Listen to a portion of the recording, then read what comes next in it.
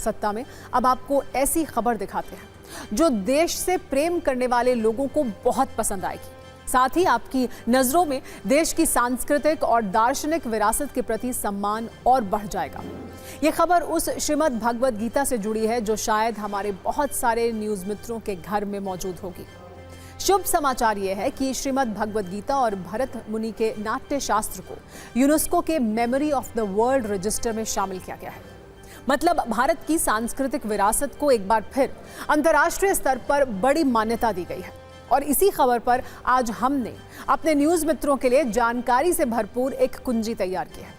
आज देश के केंद्रीय संस्कृति एवं पर्यटन मंत्री गजेंद्र सिंह शेखावत ने देश को इस शुभ समाचार की जानकारी दी और इसके बाद पीएम मोदी ने इसे दुनिया भर में हर भारतीय के लिए गर्व का क्षण बताया।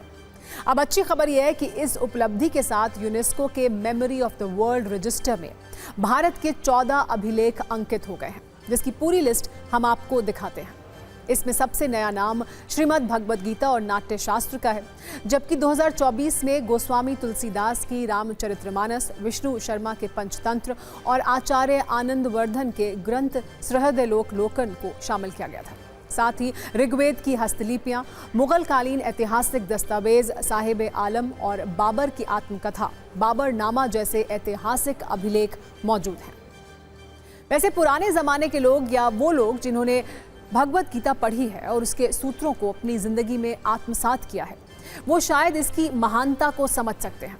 पर आज हम देश की युवा पीढ़ी और रील युग वाली जनरेशन को भगवद गीता की सत्ता के बारे में कुछ बताना चाहते हैं। कुछ वक्त पहले अमेरिका के मशहूर वैज्ञानिक और परमाणु बम के जनक जे रॉबर्ट ओपेनहाइमर के नाम पर हॉलीवुड की एक फिल्म आई थी, जिसे शायद हमारे बहुत सारे नौजवान मित्रों ने देखा होगा। लेकिन शायद वो ये नहीं जानते हैं कि रॉबर्ट ओपेनहाइमर भी भगवद गीता से इतने प्रभावित थे कि उन्होंने गीता पढ़ने के लिए खास तौर पर संस्कृत भाषा सीखी थी। इतना ही नहीं, दुनिया के मशहूर वैज्ञानिक अल्बर्ट आइंस्टाइन ने भी भगवद गीता पढ़ी थी और दावा है कि इसके बाद उन्होंने जो लिखा था उससे आपको सनातन धर्म के पवित्र ग्रंथ की शक्ति समझ आएगी। आइंस्टाइन ने कहा था कि जब मैंने गीता पढ़ी तब मैंने विचार किया कि कैसे ईश्वर ने इस ब्रह्मांड की रचना की है, तो मुझे बाकी सब कुछ व्यर्थ प्रतीत हुआ।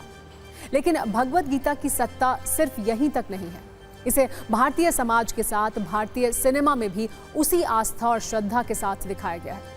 बॉलीवुड की कई फिल्मों में किसी न किसी किरदार को आपने अदालत में भगवद गीता पर हाथ रखकर एक संवाद बोलते हुए सुना होगा। मैं गीता पर हाथ रखकर कसम खाता हूँ, जो भी कहूँगा सच के सिवा कुछ नहीं कहूँगा।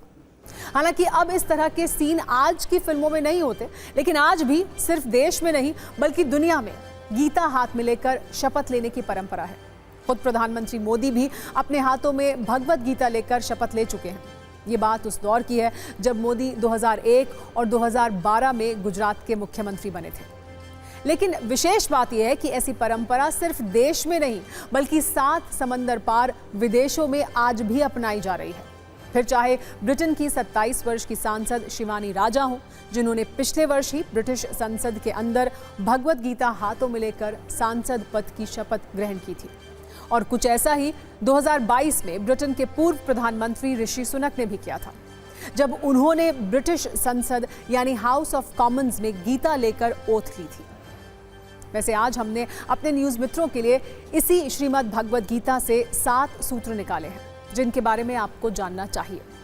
भगवद गीता का पहला सूत्र, कर्म करो और फल की चिंता मत करो। दूसरा सूत्र, कभी भी कल की चिंता ना करें बल्कि आज का आनंद लें।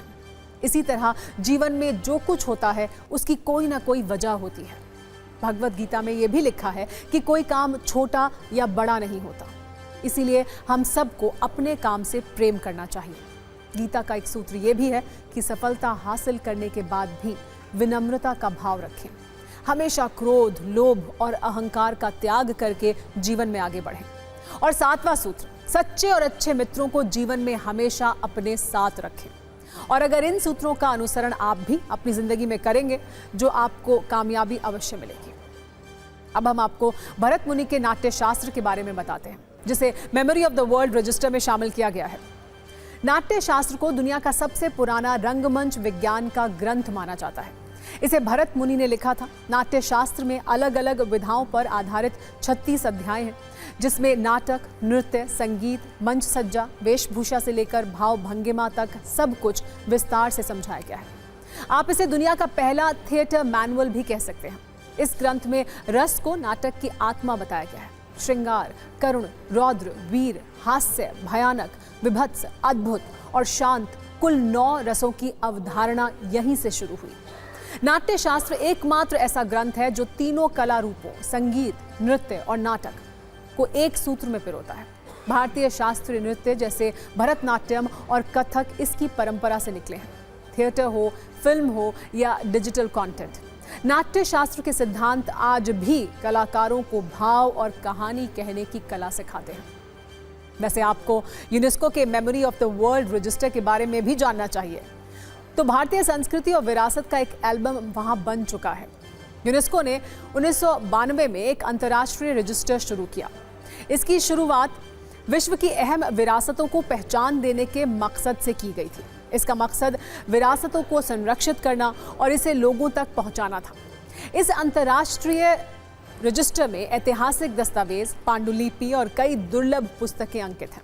इसके अलावा इस लिस्ट में कई चित्र, फिल्में और ऑडियो रिकॉर्डिंग भी शामिल की गई हैं, जिनका ऐतिहासिक, सांस्कृतिक या फिर सामाजिक महत्व है।